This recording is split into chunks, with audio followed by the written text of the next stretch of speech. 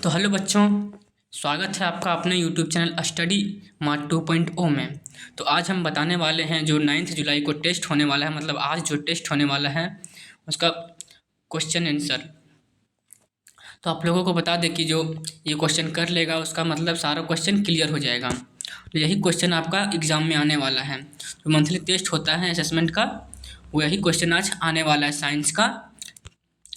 और इसमें से टोटल मार्क्स रहेगा 1 आवर है तो पता ही है, टोटल मार्क्स रहेगा 20 भी पता है। ये क्लास 10th के लिए होने वाला है। चलिए चलते हैं क्वेश्चन की ओर। उसमें से फर्स्ट क्वेश्चन क्या बोल रहा है कि निम्नलिखित में से कौन सा पादप हार्मोन है, मतलब इनमें से पादप हार्मोन कौन सा है। तो ऑप्शन ए में दिया है इंसुलिन, बी में दिया है थायरोक्सिन, सी में दिया है एस्ट्रोजन और डी में दिया है साइटोकाइनिन। तो इसका जो सही ऑप्शन हो जाएगा मेरा ऑप्शन नंबर डी हो जाएगा, साइटोकाइनिन। अगला क्वेश्चन क्या बोल रहा है, दो तंत्रिका कोशिकाओं के मध्य खाली स्थान को क्या कहा जाता है।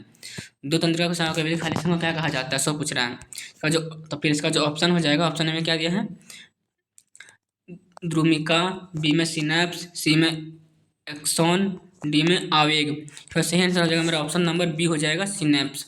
तो खाली स्थान को क्या बोला जाता है, सिनेप्स बोला जाता है। अगला क्वेश्चन क्या बोल रहा है कि मनुष्य में रक्तचाप में कौन सी नियंत्रित करती है, रक्तचाप को कौन नियंत्रित करता है, सो बोल रहा है यहाँ पर। इसका जो ऑप्शन ए में दिया है अनुमस्तिष्क दिया है, बी में मेरा मध्य मस्तिष्क दिया है, सी में मेरा पश्चिम मस्तिष्क दिया है और मेरा डी में दिया है सिनेप्स। तो इसका सही आंसर बता दें आप लोगों को, क्या होगा सही आंसर। तो इसका जो सही आंसर हो जाएगा मेरा पश्चिम मस्तिष्क हो जाएगा सही आंसर।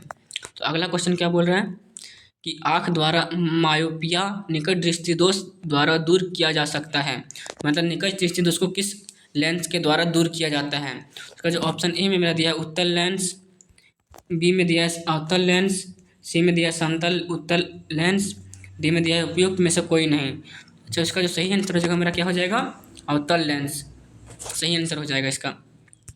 अगला क्वेश्चन क्या बोल रहे हैं कि मानव आँख की रेटिना पर बनने वाली छवि की प्रकृति क्या होती है, जो हम लोग के रेटिना में जो बनता है प्रकृति बनता है वो कैसा होता है। आभासी, ऑप्शन ए में दिया है आभासी उल्टा, बी में दिया है वास्तविक और सीधा, सी में दिया है आभासी और सीधा, डी में दिया है वास्तविक और उल्टा। तो इसका बताते सही आंसर जो हो जाएगा इसका क्या हो जाएगा, ऑप्शन नंबर बी इसका सही हो जाएगा, वास्तविक और सीधा।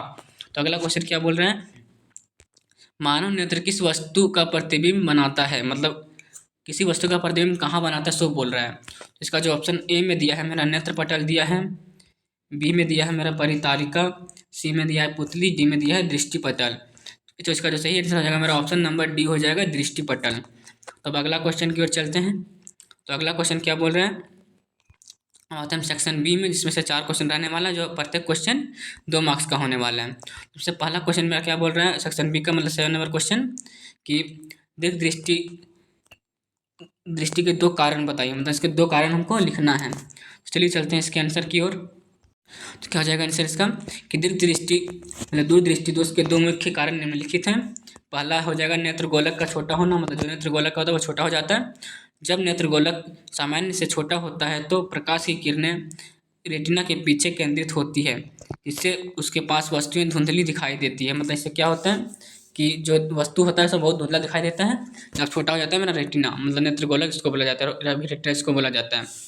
तो अगला पॉइंट क्या बोल रहे हैं कि नेत्र लेंस का फोकस दूरी का अधिक हो जाना, मतलब इसका जो फोकस दूरी होता है वो बढ़ जाता है।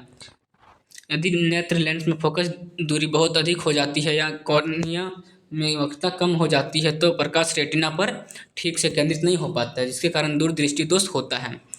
तो दूरदृष्टि दोष क्यों होता है आपको पता चल गया। अब चलिए चलते हैं अगले क्वेश्चन की ओर।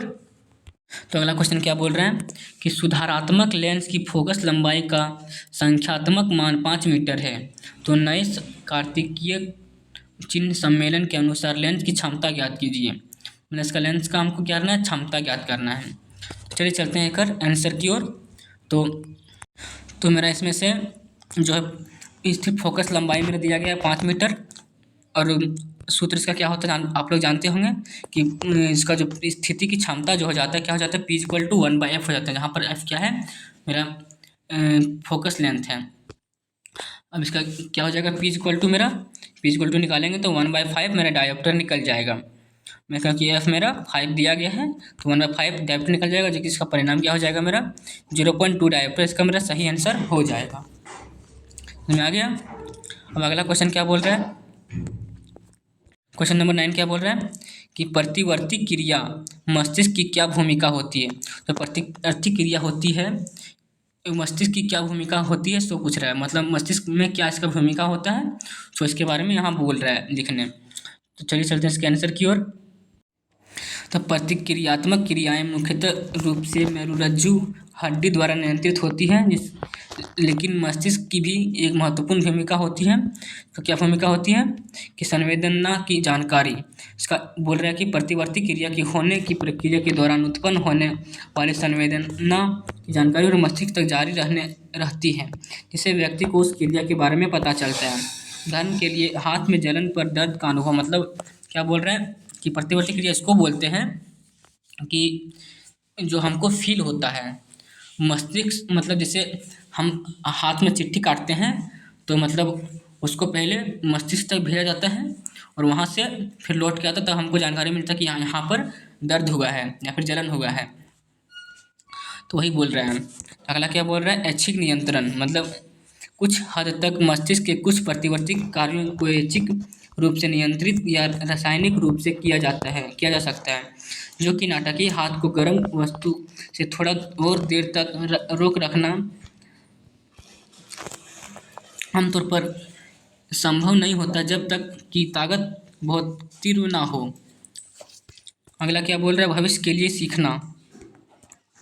क्या सीखना है कि मस्तिष्क प्रकृति कार्य से प्राप्त उत्पादन को याद किया जाता है, जिससे भविष्य में समान योग्यता से बाहर प्रक्रिया मिलती है या प्रारंभिक सहायता मिलती है। तो इसका आंसर यही होता है। तो अगले क्वेश्चन की ओर चलते हैं हम। तो इसका क्वेश्चन नंबर 10 क्या बोल रहे हैं कि पादप हार्मोन क्या है। तो पादप हार्मोन है वो क्या है सो पूछ रहा है यहाँ पर।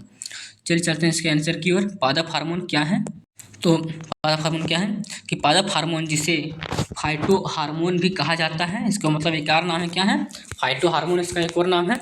ऐसे रासायनिक पदार्थ होते हैं जो पौधे में वृद्धि, विकास और विभिन्न शारीरिक प्रक्रियाओं को नियंत्रित करते हैं। मतलब क्या बोल रहे हैं कि पादप हार्मोन उसको कहा जाता है, मतलब जो पौधे की वृद्धि, मतलब उसको बढ़ने में सहायता करता है और विकास में सहायता करता है और उसको शारीरिक प्रक्रियाओं को नियंत्रित करता है। मतलब जो मतलब ऑक्सीजन की क्या बोलते हैं नियंत्रित, मतलब ऑक्सीजन का आदान प्रदान होता है उसी के कारण होता है। ये बोल रहा है कि ये हार्मोन पौधे के विभिन्न भागों से कम मात्रा में उत्पादित होते हैं और फिर अन्य भागों में स्थानांतरित होकर विशिष्ट क्रियाओं को प्रेरित करता है।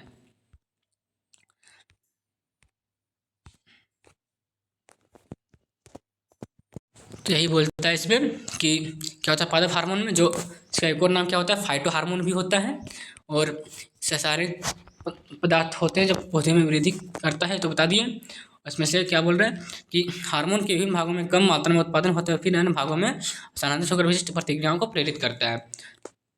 जो हो गया इसका आंसर यहीं पर। तो चलिए चलते हैं अगले क्वेश्चन की ओर।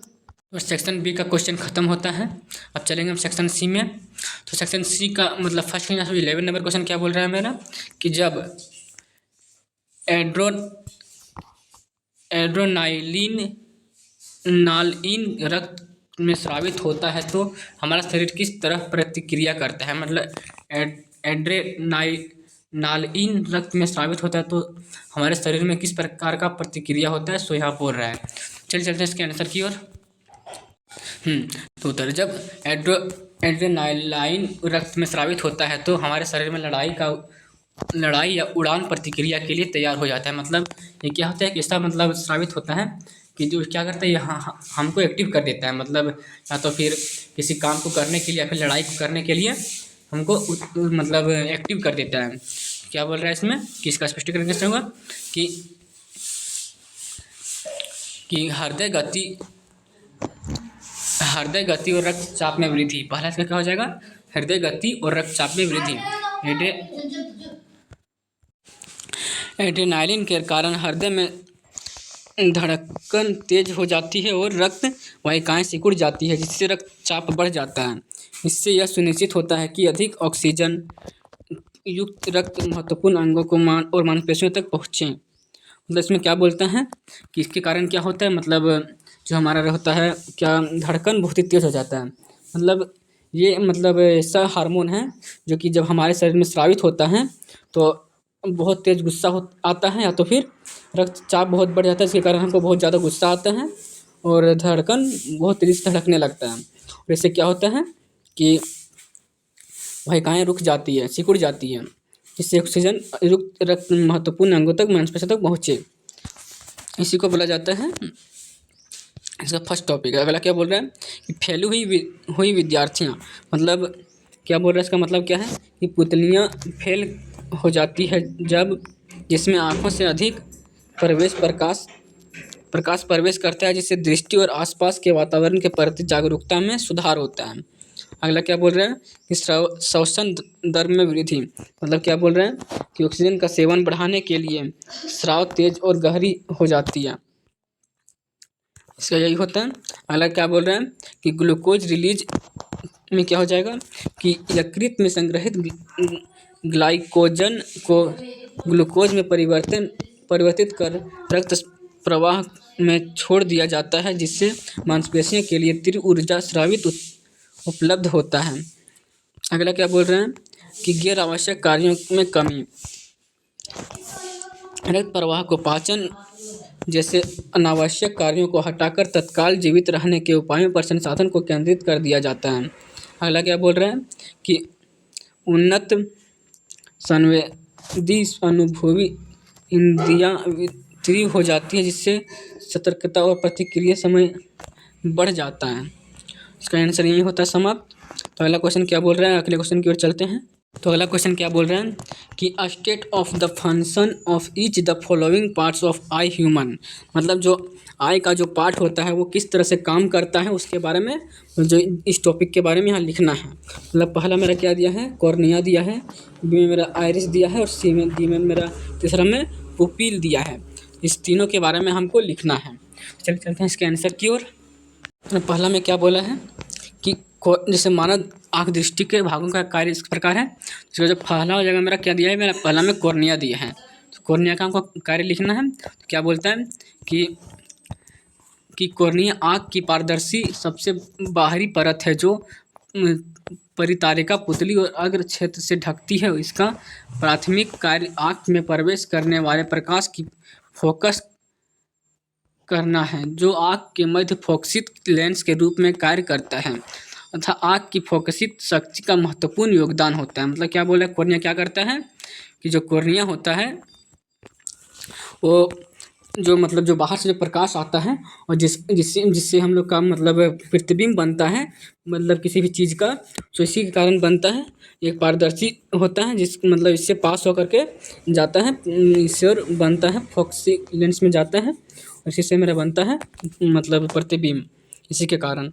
तो अगला क्या बोल रहे हैं, आइरिस। दूसरा नंबर मेरा क्या बोला है, आइरिस। तो आइरिस क्या होता है कि आइरिस आँख का वह रंगीन भाग है जो पुतली को घेरता है। यह पुतली के आकार को समायोजित करके मंद प्रकाश विस्तार फैलाव करके तेज प्रकाश में संकुचन करके आँख में प्रवेश करने वाले प्रकाश की मात्रा को नियंत्रित करता है। मतलब अगर प्रकाश की मात्रा बहुत ज़्यादा जाता है तो ये उसको रोक लेता है, और ये बहुत ही मतलब महत्वपूर्ण अंग होता है हमारे आँख के लिए। तो अगला क्या बोल रहा है कि विद्यार्थी की पुतली परितारिका के मध्य स्थित वह छिद्र जो प्रकाश के आँखों में प्रवेश करने तथा रेटिना तक पहुँचने देती है, इसका आकार आइरिस द्वारा नियंत्रित होती है, जो आँख के पीछे स्थित प्रकाश संवेदनशील कोशिकाओं तक पहुँचने वाले प्रकाश की मात्रा को नियंत्रित करता है। मतलब ये क्या करता है, जो प्रकाश होता है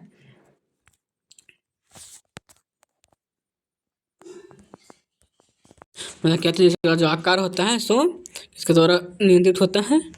तो आइरिस के द्वारा इसका नियंत्रित होता है। मतलब आँख के छिद्र, मतलब एक छिद्र होता है छोटा सा जहाँ से कि प्रकाश की किरण गुजरता है, हमारे पुतली तक जाता है, उसी को बोला गया है यहाँ विद्यार्थी। तो इसका यही ख़त्म होता है। और अगर आपको वीडियो अच्छा लगा होगा तो हमारे चैनल को लाइक शेयर एंड सब्सक्राइब ज़रूर करें और एक प्यारा सा कमेंट कर दें। और तो यहीं पर वीडियो समाप्त होता है आज मेरा। अब मिलते हैं अगले वीडियो में अगले क्वेश्चन के साथ, नए क्वेश्चन के साथ।